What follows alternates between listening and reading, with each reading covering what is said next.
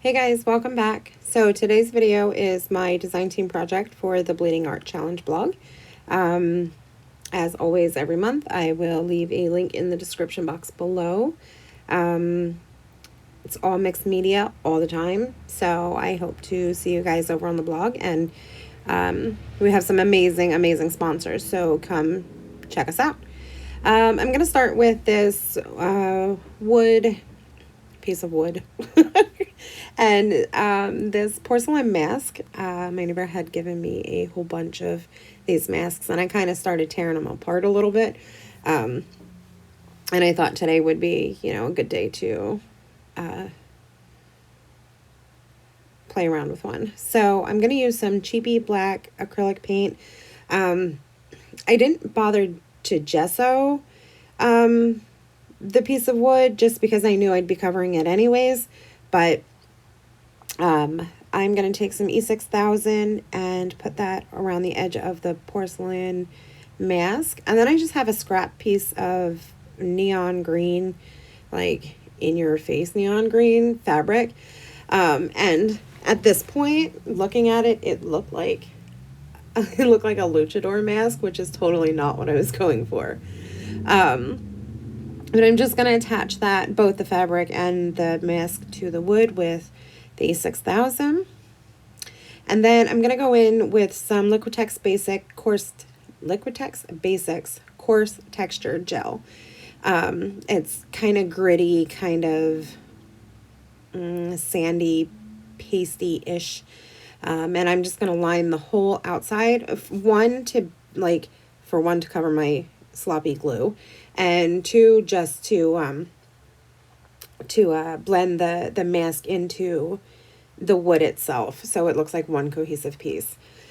And in all honesty, when I was doing this project, I thought, there's so many people who come to me and say, I don't know where to start. I want to do mixed media. I don't know.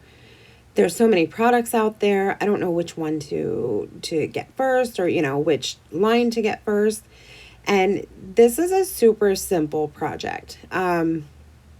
That, yes, it takes time, but I literally have used just a handful of supplies. If you have an old piece of wood laying around, you have an old mask that, is no longer part of your decor, you could rip up a t-shirt and use that, to cover the background of your eyes.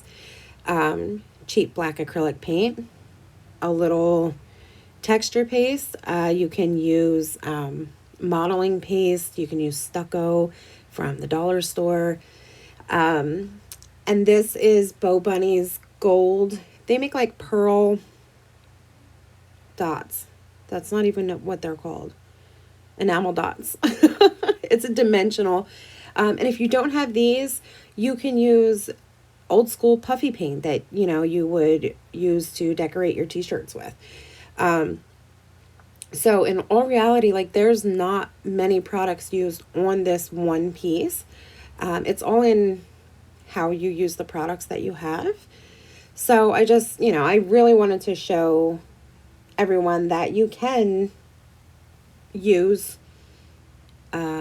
just a small amount of supplies. You don't have to have a whole studio filled with supplies. You don't have to have the latest and greatest that's out. You don't have to have what's in, or what's popular. You can always make art out of something, out of anything. So I hope that's helpful to anyone, and leave me a comment in the description box below and let me know, what's the weirdest thing you think you've ever used in your artwork to use either as a medium or a focal point, or you've altered. It'd be really interesting to find out. So I covered the whole piece with gesso, and I'm going to go in with Art Alchemy acrylic paint in Metalique Wild Fuchsia. I'm just going to spray the whole thing down with water just to get that paint flowing a little better, because I didn't want a solid pink face. I wanted it kind of splotchy. So I'm just going to, excuse me, keep spraying and keep adding layers until I'm happy. And I was trying really hard not to get the paint in the eyes because I didn't want the fabric to lose its color. Everything else was kind of not grungy, but not super smooth. And I really wanted the inside of the eyes to stay that smooth textured fabric without getting any pink in there. And there I got some, but I sopped it up with a paper towel and it was good. So, and a lot of this, like I said, is just layers and layers, drying and then adding more, spraying, adding more. And then once it's all dry, I'm going to go in with Metalique wax in Rich Copper.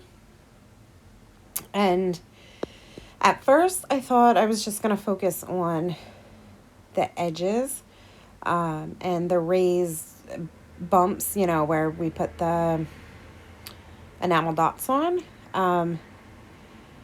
And I was digging it.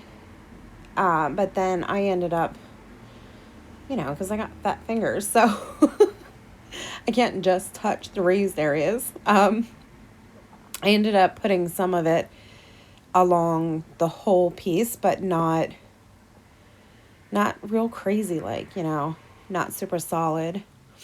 And in the end, I was happy with adding that as well, not just to the raised surfaces. Although, looking at it now, seeing it here, I could have been super happy just like that. So, that's it, guys.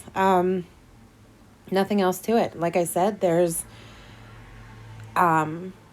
just a few products on here. You don't need a million things, a million supplies just to create art. So, again, I will leave a link in the description box below to the Bleeding Art Challenge blog, and hope to see you there. And make sure to, even if it's not a video, if you just have an Instagram post or a blog post or a Facebook post, link it onto the blog, and who knows, you might just win one of our awesome sponsors prizes. So thanks again for watching, and I will catch you guys in the next one. Bye.